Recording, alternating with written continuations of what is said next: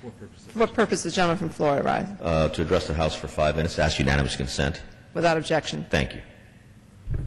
Madam Speaker, I had the privilege a few days ago to speak by telephone with one of the great heroes of the fight for democracy and human rights in Cuba, Jorge Luis Garcia Perez Antunes. He's in the city of Placetas in Cuba. His house is surrounded by thugs of the dictatorship. He is continuously harassed, often detained, spent 17 years as a political prisoner and was recently released, and yet he continues his fight peacefully, non-violently, against the totalitarian system in Cuba, in that island that has been forgotten by the world, and yet its people continue to exist to suffer under the yoke of a brutal, totalitarian, nightmarish regime, led by a dictator who is infirm now. He is sick. By virtue of that, he has turned over some titles of power to his brother, and yet he retains, Fidel Castro retains absolute personal power, total power in that totalitarian fiefdom.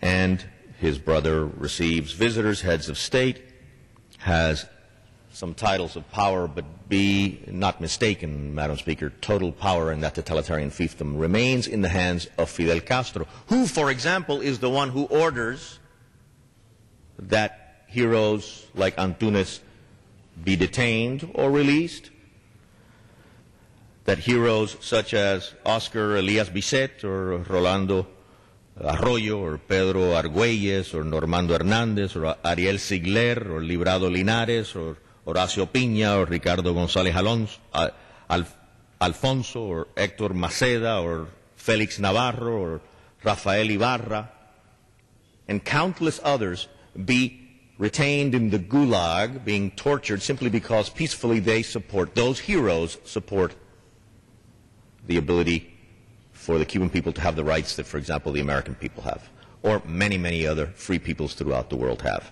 Anyways, Antunes told me, when I spoke to him on the phone, about the fact that his wife's brother, his wife is Diaz Perez Aguilera.